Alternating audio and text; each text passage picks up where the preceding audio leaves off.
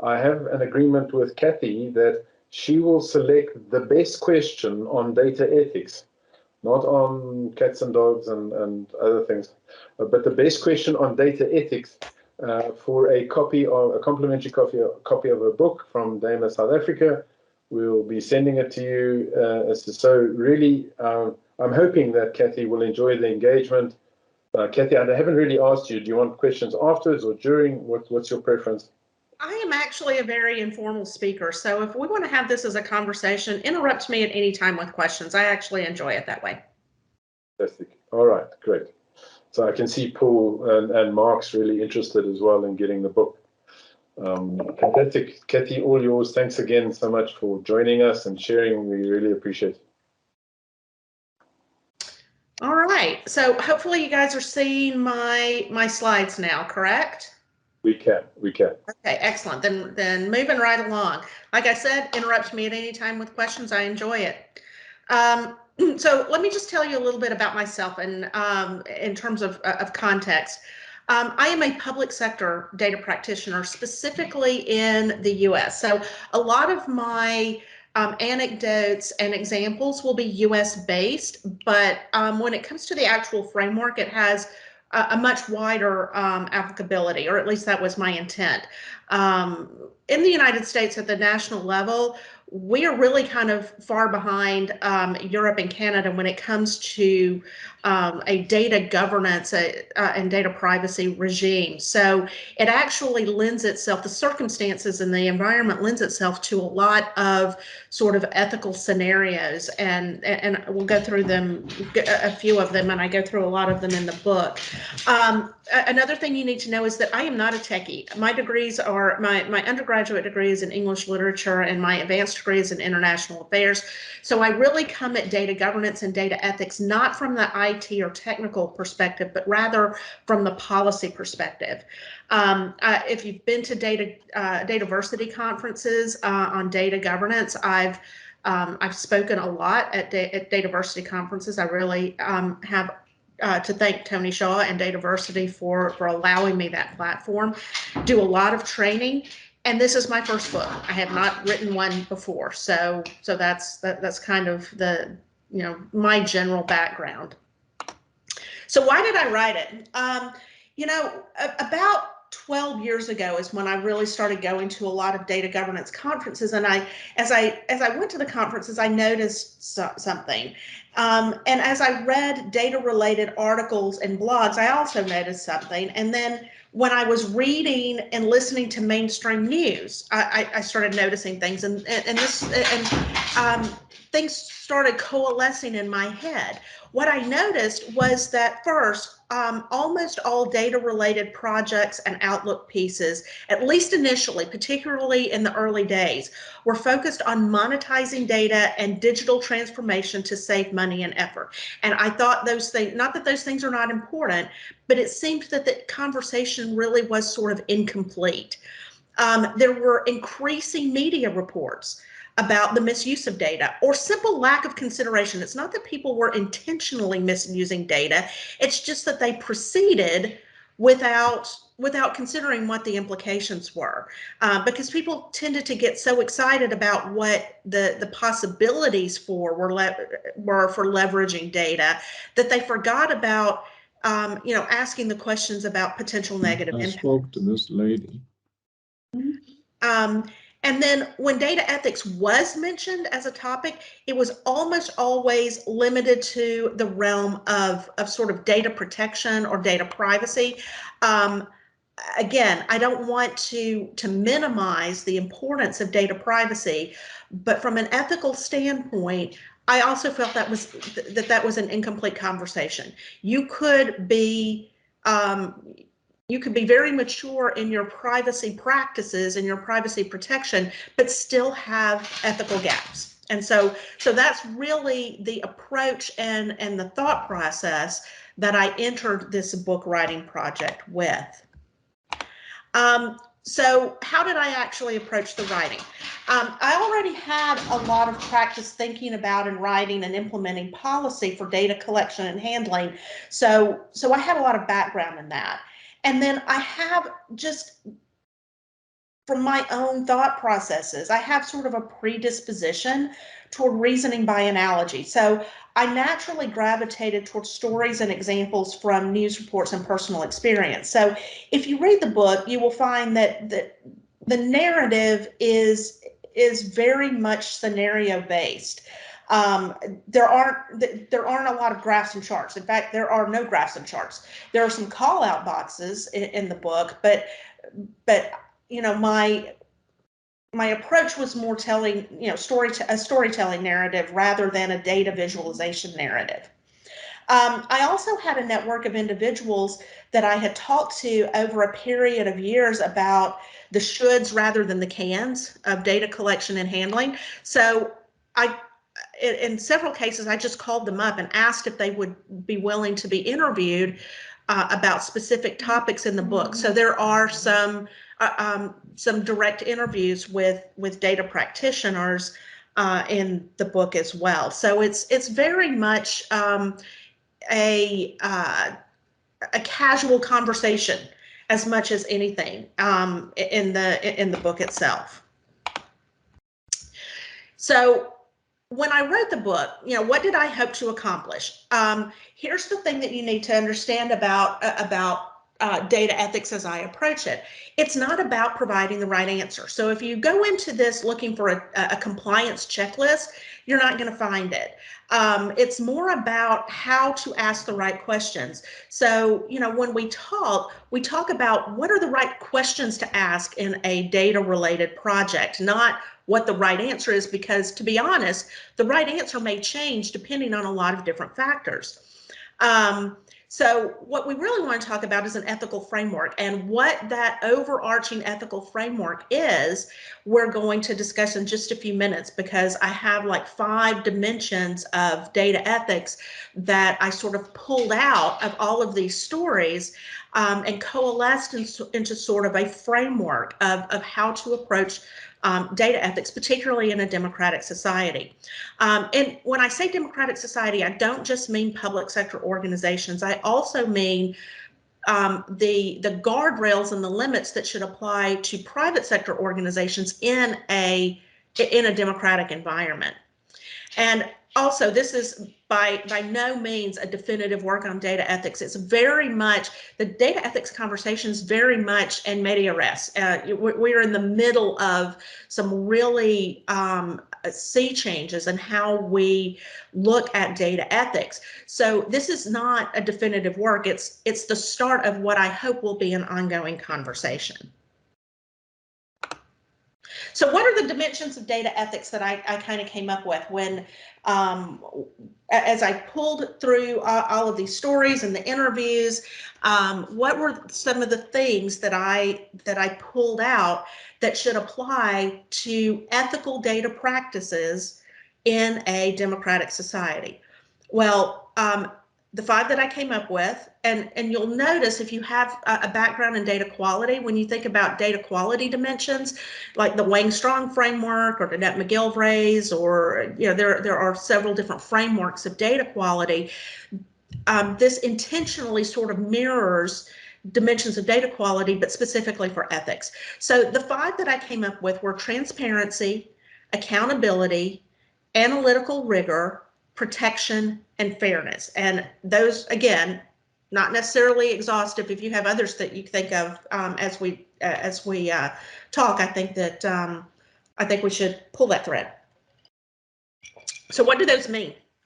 Well, let's start with transparency. In my sort of conception of dimensions of data ethics, transparency is the characteristic of an organization or program that makes available for public review and comment as much data as possible, including, at the very least, the data that is required for a reasonable person to make an informed decision about policies and practices that impact them and impact society as a whole. One of the examples, let's talk about an example. One of the examples is almost every country in the world has a Freedom of Information Act, a right to information law that allows, at least countries, allow citizens and residents access to information about the operations of their government. Those laws are better or worse in terms of implementation. In the United States right now, I can't speak for other countries, there is a huge backlog at almost every national level agency in terms of responses to Freedom of Information Act requests. And that's not intentional. It's not that these agencies are intentionally hiding information, usually, sometimes they are, but usually it's because their processes and their technology and their procedures are very analog, and they just don't lend themselves to a digital environment. So it's taking years to address some of these requests for information that are very reasonable requests for information.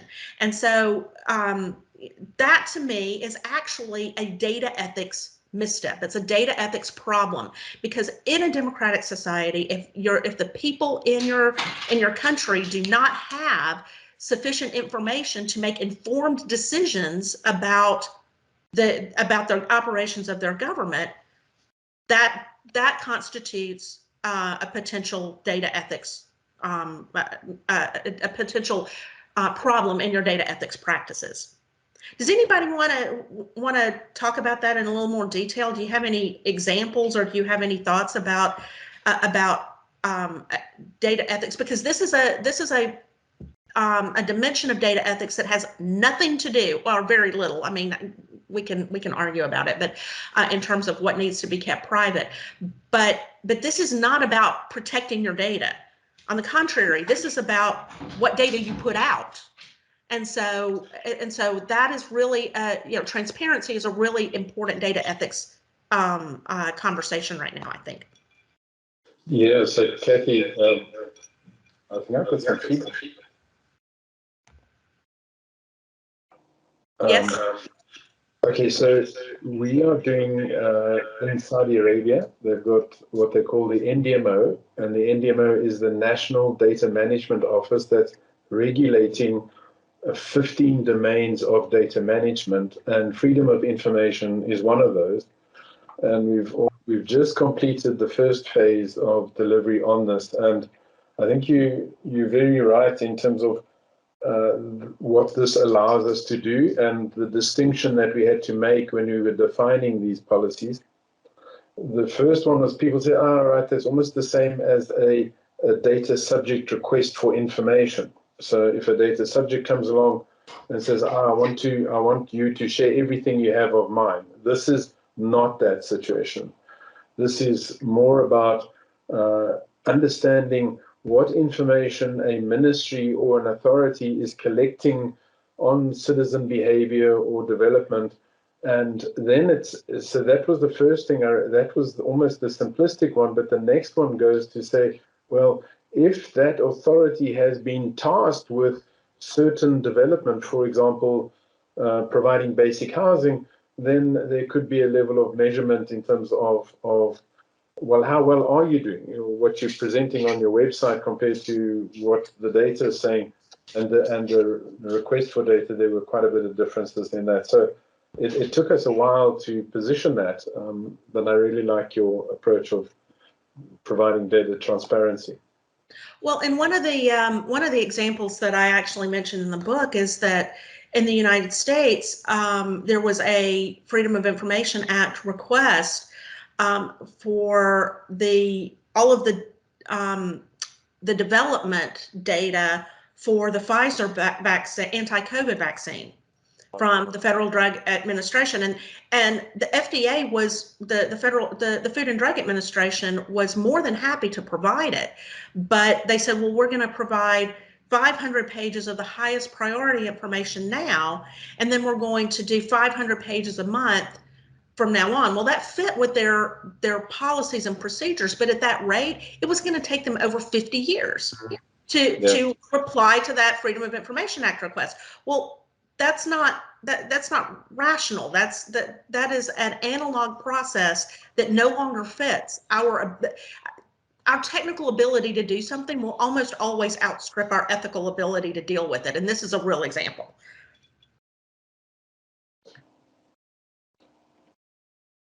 Any other thoughts or comments about transparency before we move to accountability? I was just wondering, Kathy, that as with data quality, when you made that analogy, of course, my first thought went to, well, that would be interesting in terms of your measurement of that. Yeah, how do you measure transparency? Well, you know, if you are an agency having a problem with right to information laws, the decrease in your backlog could be a fairly easy measurement. Right. And in the United States, you know, dropping number of lawsuits, because in some cases organizations actually have to sue to be able to get the information that they're entitled to. So those are fairly straightforward, I think, metrics that you could look at if you're a federal agency. Now, if you're a private organization, transparency becomes a little bit more dicey, because a lot of times companies will say, well, that's proprietary information, and some of it is. You know, having been a business owner, I know some of it is, but a lot of times there are private organizations that will hide behind the proprietary label, where they really need to make more information transparent. And this is where, I mean, this is a longer term conversation about what kind of guardrails and requirements need to be put on private sector organizations in a democratic society when it comes to data transparency. Mm-hmm. Okay, accountability. That's the characteristic of an organization or program that provides for oversight of, final decision-making for, and justification of data collection, sharing, use, and retention practices. In the absence of accountability, you basically have a free-for-all. Some entity in your organization or your program has to be the designated accountable party to justify why you're collecting data, who and how you're sharing it, how you're using it, and for how long, and why you are retaining it. And you know, this is becoming more of a people are focusing on this a little bit more. The GDPR's data protection officer is supposed to fulfill that function. In the United States, where, you know, chief data officers are becoming more and more ubiquitous across both public and private sector organizations. The problem is, in many cases, there's a wide, the CDO function is not completely mature right now, because in a wide variety of cases, you're going to find different responsibilities. And sometimes the CDO is basically the chief analytics officer, not really the chief data officer, depending on how that role is defined. But accountability if there is a lack of accountability for collection, sharing, use, and retention practices, then this is where you end up with unintentional missteps, that people do things without understanding that they may be having a negative impact on a person or a group of people or on society as a whole. So that accountability really is an important factor in data ethics, you know, across the board.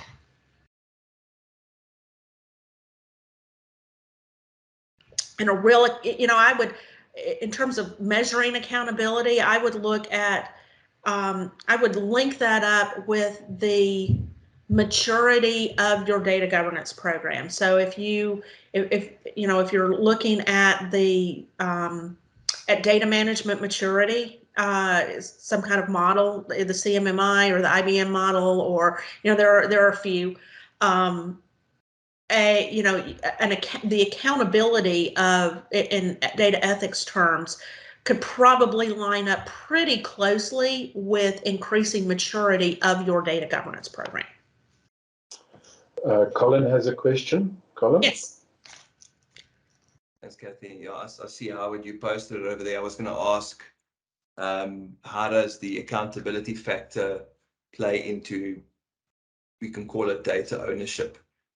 I know we could say that it links to the maturity of the organization, but someone has to be accountable regardless of how immature an organization's data governance program is. So you may not necessarily have an officially assigned data owner that takes accountability for that stream, but someone has to be accountable. So how do you see that play in alongside the comment that Howard made on data ownership? Okay, so, let me take a step back, because there are groups and organizations who don't like the term owner. I don't have any problem with ownership, because I equate in data governance, I do equate ownership with accountability. But in terms of accountability for a data asset and accountability for the overall collection program, I think are two different things, because you can have a very well-developed data ownership model where you have a data owner who is accountable for version control, accountable for sharing outside the original sharing parameters, accountable for changes in data schemas, anything like that, as it applies to that data asset. But if you explode that out to the program as a whole, and why are you collecting that data in the first place?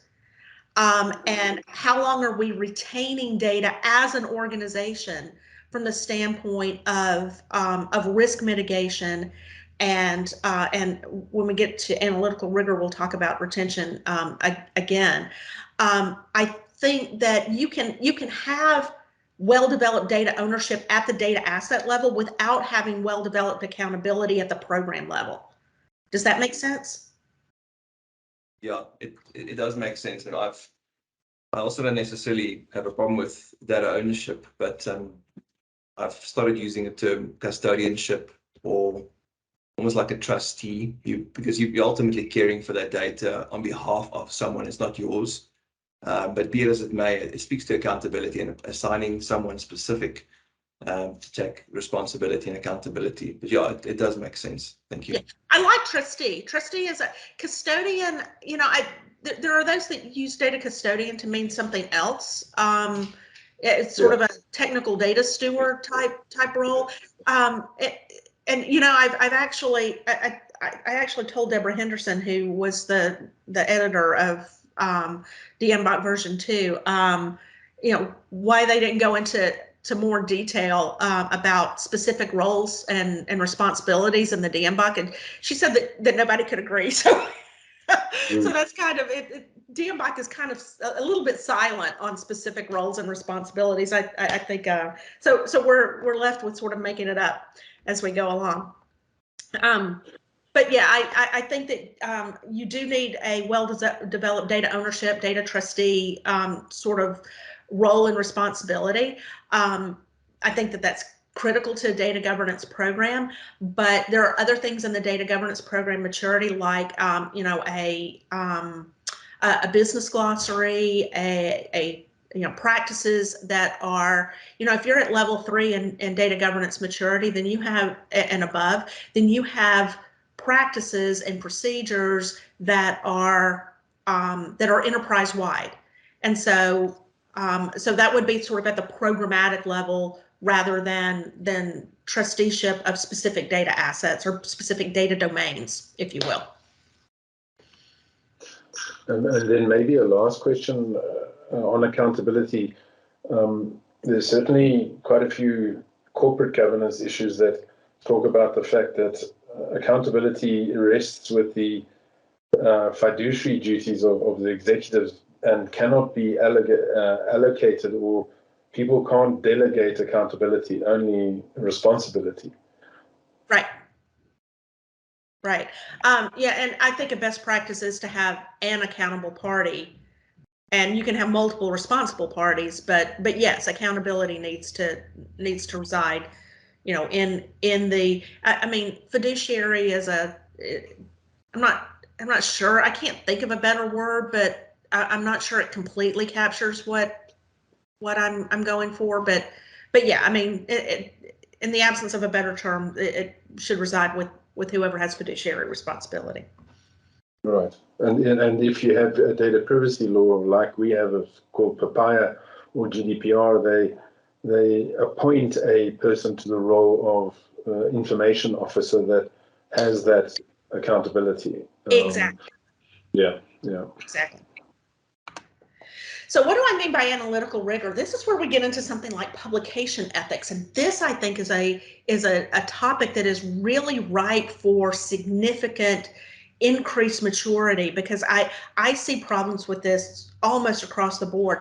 It's the characteristic of an organization or program that articulates consistent analytical practices, requires review for bias, and provides caveats and explanation of data anomalies or gaps to ensure that the consumers of your analysis or your derived data products can place those results in the appropriate context. So what that means is that if you are doing data analysis, data science, if you are creating derived data products and you don't have analytical standards and an analytical training program on those standards, then you are leaving yourself open to potential unethical data practices, because there is a consistent lack of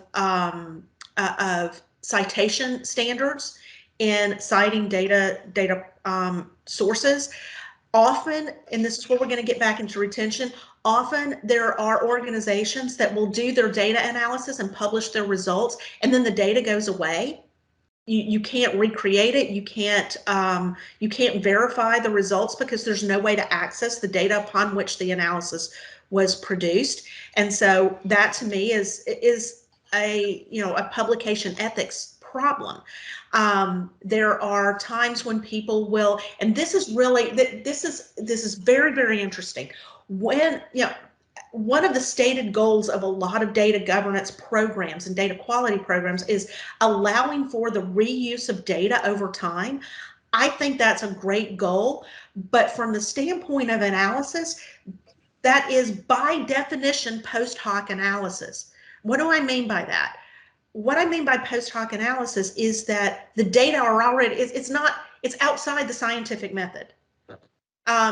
In the scientific method, you do your research question, you do your research design, you determine what data you need, you go out and collect it, and you collect it blind and then look at it after you have already come up with your research question. Post hoc, you have data and you come up with a question. That's okay as long as you rigorously review for potential bias, because that actually lends itself to cherry picking data or confirmation bias. So analytical standards to guard against that need to be part of your data program, not just, am I keeping my data safe from hackers? Well, that's great.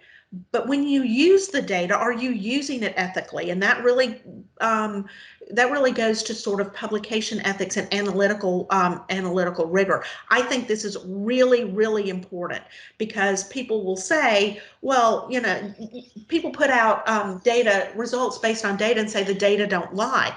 Please, data lies all the time. Or at the very least, it misleads because you don't have these really rigorous analytical tradecraft standards in place, and your practitioners are not trained on them. I think this is really, really an important data ethics issue. And Kathy, if I could ask you a question. Sure. I did a talk almost about 3 months ago on some of the challenges that the universities are facing in managing those publication ethics, and it was interesting. It wasn't just the university, but it was also the journal that accepted and published it in. And there's been lots of criticism around all sorts of different approaches and single site and different people. They seem to be really battling, and I really like your approach because they do it a lot. But if they are battling, what would it take for us to get it right? I'm sorry, what would it take for what? For a data governance program to get it right, because we're certainly not anywhere near as geared up as a journal to manage those and have those processes. And even even Well, a yeah. university where you publish your research and you got to defend and things like that? I think it really starts with the repository. You know, and it's very difficult to cite data if it is not inventoried and curated and it doesn't have a unique identifier. It's, you know, if you went into a library, let's take an analog example. If you went into a library and there were stacks of books that weren't organized in any fashion, and none of them had any provenance information or citation information, and you just went in and picked up a book and took information out of it and wrote a report and then threw the book back in the pile, and somebody says, well, where'd you get that information? Well, it's somewhere in that pile of books over there, but there are no titles on the book, so you can go look for it. It's in there somewhere, I think. I mean, that's basically what we're doing. So I think it really starts in a lot of cases. So I think it really starts at the point of, this is why I think data curation is such an underrated discipline. Being able to catalog your data and assign it unique identifiers and a title and a descriptor, and then trace the lineage and use that as the citation. I don't think that we're going to make serious headway in publication ethics until we go back and do that. You really have to have a categorized and curated and cataloged data repository to be able to cite the data, and then other people need to be able to go in and access it based on that citation. Thank you. And then we have another question from Colin, who said, in general, ethics speak to standards that determine right and wrong human actions, which in my mind won't or shouldn't change. Is there a universal standard that determines data ethics, or is it determined per country use case?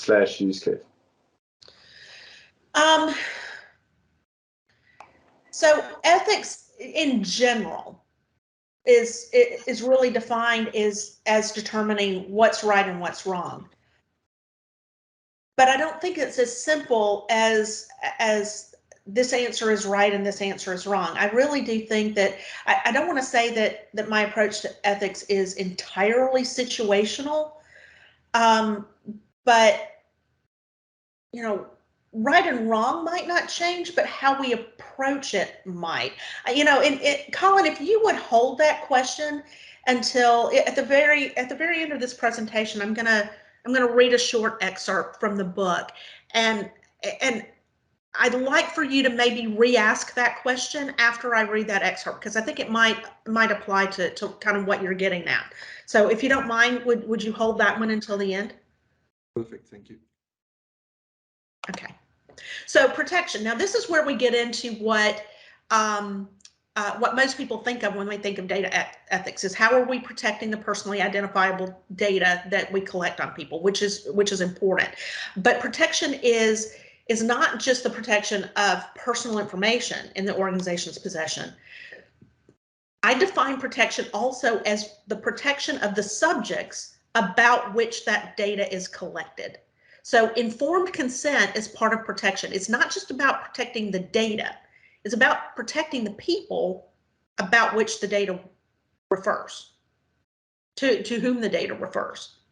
Does that make sense? So, and again, when I read the excerpt, we're gonna get into this sort of informed consent thing.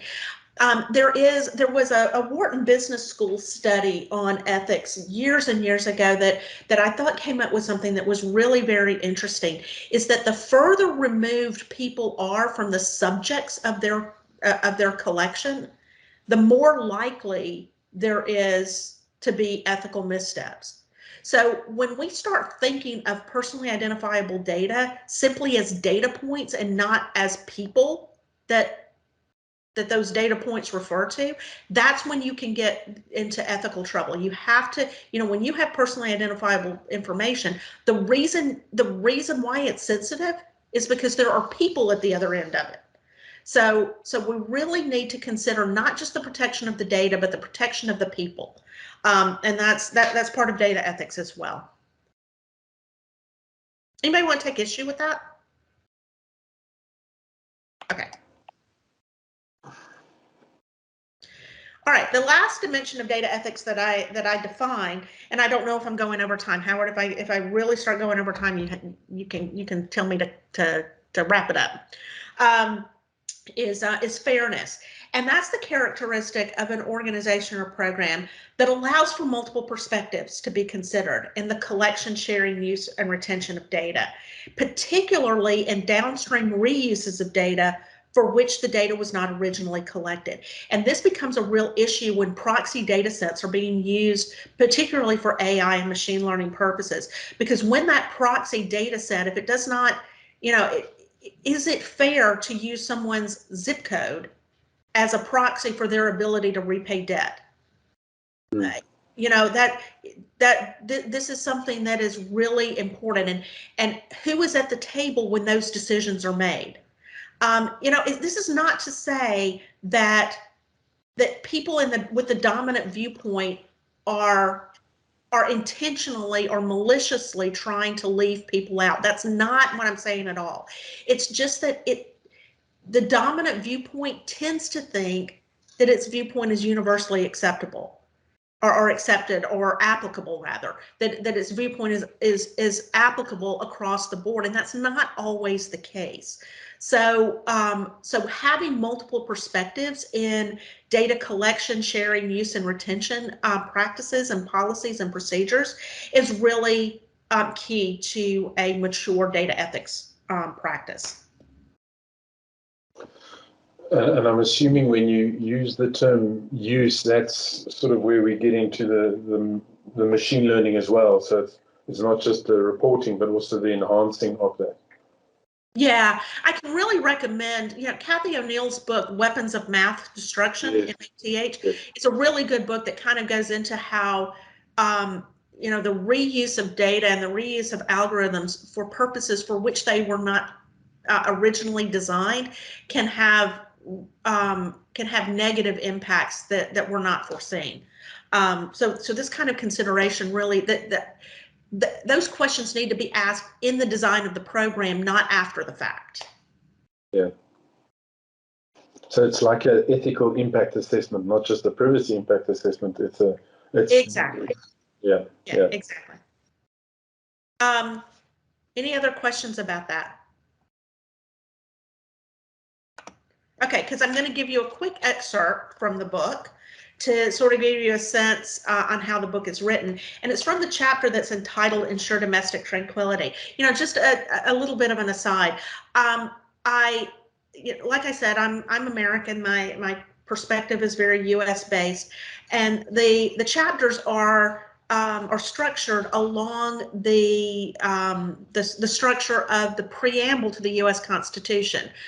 We the people, in order to form a more perfect union, establish justice, ensure domestic tranquility, provide for the common defense, ensure the general welfare, and secure the blessings of liberty for ourselves and our posterity. Each chapter is entitled with one of those phrases. It's simply a way to structure the book. I found it to be a useful way to sort of get people, at least the American audience, will all recognize the preamble, and it allows people to sort of put it a frame of reference. So this is from the chapter entitled Ensure Domestic Tranquility, and we're going to get into the concepts of consent, and then Colin, how from your going back to your question, the changing approaches to what is considered right and wrong from an ethical sort of philosophical standpoint.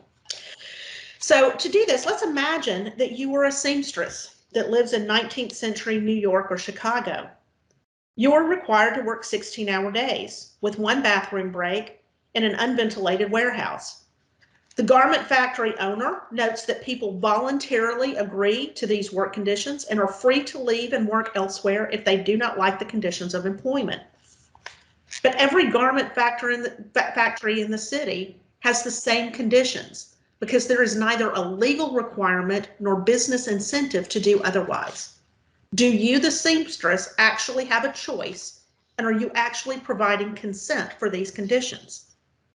As a data ethics issue, companies that require you to agree to terms and conditions for data collection and third-party sharing, and use the fig leaf that the consumer can go elsewhere if they do not agree to the terms and conditions, are typically well aware that every other company has very similar terms and conditions. In much the same way that often violent unionization efforts, antitrust legislation, and fair labor standards changed the conditions that the 19th century seamstress was forced to accept, the environment for fair data collection and use is currently under what can only be termed a societal renegotiation. This is what ensuring domestic tranquility in the 21st century means. So, Colin, you want to ask your question again and think about it in that sense. I'm trying to switch on my camera here and it's refusing, so I'll go without it. Oh. So, I always think the golden rule to me comes up, so treating others the way that you want to be treated. And again, it goes back to my question in terms of whether there really is a universal standard that we could apply to data ethics, or whether it is something that's determined by the case at hand. If every company in the world has exactly the same approach to say, we need your data to do A, B, and C, or we won't do business with you, then there's no real way out of that, because it is the norm and standard in my mind that is worldwide. But if you are a Lone Ranger company, excuse me, the only one doing this, and your actions will cause harm to the people, right? Because we're actually talking about people here. It's not bottom line, more dollars in my pocket because I made a sale. It's affecting people.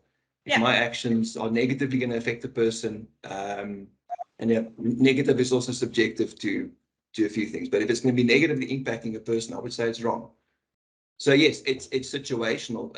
I think the question that I was getting to is, I don't necessarily think there is a standard that you can apply. So if I think about the US versus North Korea's view on data ethics, it would be vastly different because the context of that environment would be different. Well, and that's why I specifically focused on this is data ethics in a democratic society.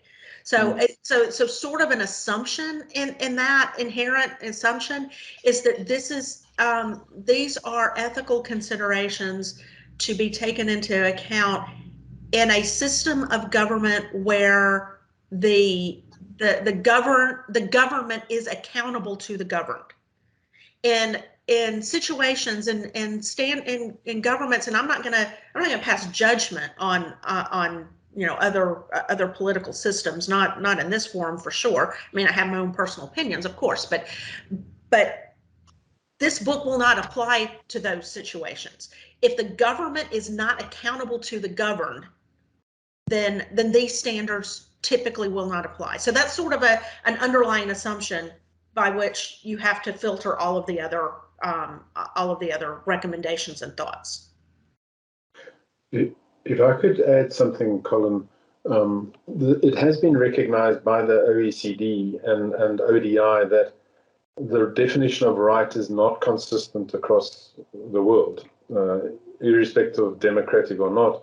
Right is not a common definition and not completely understood.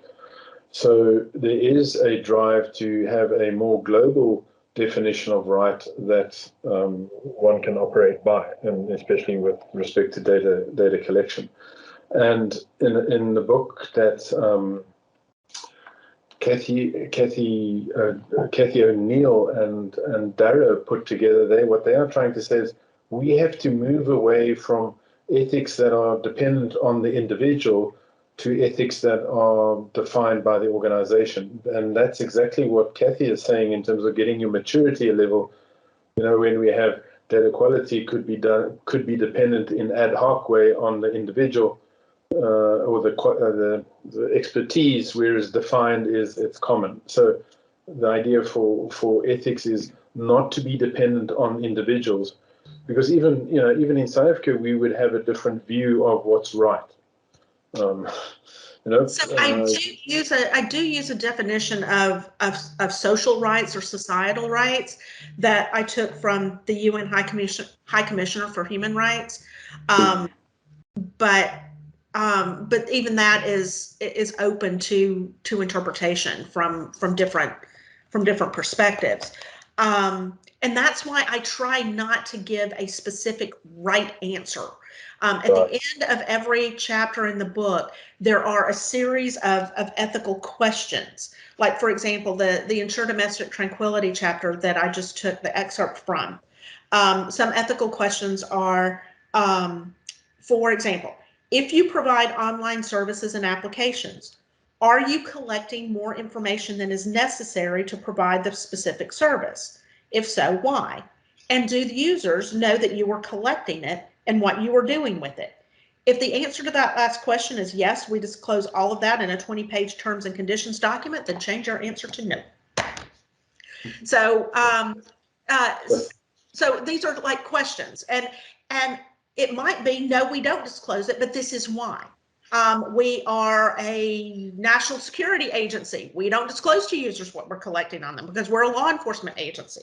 And we're collecting information because we have an ongoing law enforcement investigation that's not public. So I'm not saying that there's a yes or no right answer to that. I'm saying that the problem with ethics is not that people, typically the problem with ethical missteps occur not because people intentionally answer incorrectly or unintentionally answer incorrectly. It's that they're not asking the questions in the first place. Yeah, so it's asking of the questions that's really the important part, and asking them in a manner that is in good faith, not to end run the process looking for the right answer. If you ask these questions in good faith, then you go a long way towards addressing any potential ethical problems. And I think that's what the ODI data ethics thing does, is it actually gives you a canvas, and in all different areas, it's a set of questions, which I thought were quite helpful. Again, they're not describing right or wrong, which is exactly what you're saying. It's just, are we asking these questions at the different stages or phases of the data? Right. Colin, did we get to an answer to your question, or was that an unsatisfactory response? Do you still have a nagging issue there? There is, but I think I want to be respectful of everyone's time. There are a couple of things in the back of my mind that I'm thinking about, and one of them, just in short, is I'm not sure if the word ethics is correct, because if it's situational, we may need to determine a different word. Ethics speaks to right or wrong human behavior. If right and wrong is subjective to the situation, then is ethics the right word? But well, as I pointed out, I don't want to say that my approach is entirely situational, because you're right. If everybody decides their own way, then it's really not ethics. But if you want to, I would love to continue this conversation. If you want to send me a LinkedIn invitation, if you haven't already, then I'm happy to continue this conversation directly, because I think it's an important one. Thank you, appreciate it. Fantastic. Simon, I know I'm going to start calling out for those. Simon, you made an observation. Any questions from your side, sir?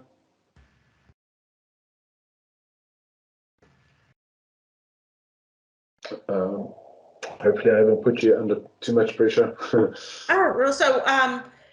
So, so far, Colin's really the only one that's asked a question. So, besides you, Howard. So, I've got your book, so I'm doing well. I just need a quick question from Mark.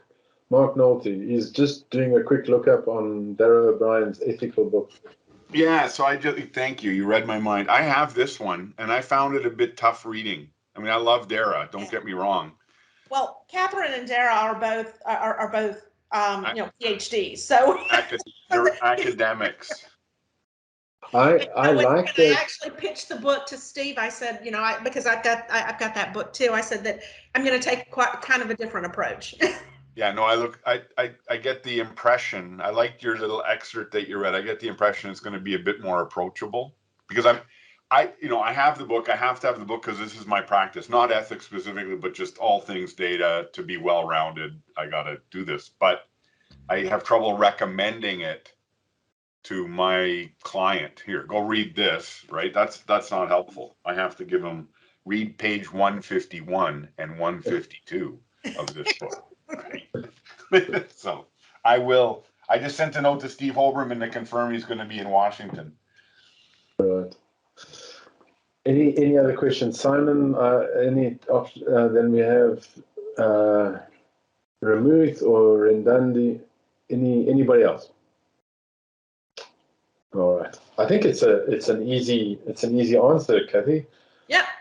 Colin, for two very good questions. Yeah, fantastic. Well done, Colin. You're the star. Thank you. Appreciate it. Kathy, thank you so much. I really enjoyed it. We heard lots of comments in the chat saying they really enjoyed it. Pity they had to leave, but thank you so much for sharing. I think it was really good. I appreciate your feedback. Well, thank you for having me. I really enjoy it. And I will be in Washington, Mark. So and doing a one-day tutorial on this particular topic. So my Thursday tutorial is on data ethics. So and apparently there's still plenty of room, says Tony. So if you have anybody that's looking for a tutorial on Thursday, then there's plenty of room left. That was exactly my question. Is it Thursday or Monday? Yeah. Yeah, that's too bad because Danette's on Thursday, Friday as well. Yeah, that might be, yeah, because she's got the 2-day. I only have the 1-day. And so I think I'm competing with and I did this because Tony asked me to. I was going to do a half-day tutorial, Yeah. but he asked me to do the full day on Thursday. But now I'm competing with all of the 2-day tutorials, and that's an issue. That's a day, yeah. Rats. Yeah. Excellent. Thanks, everybody. Thanks for a fantastic session. Thanks, everybody, for joining. And again, thank you so much, Kathy. And please enjoy your Thanksgiving and have a wonderful time with the family and a real encouraging time for you. I appreciate it. Thanks so much. Thanks. Thanks, everybody. Bye.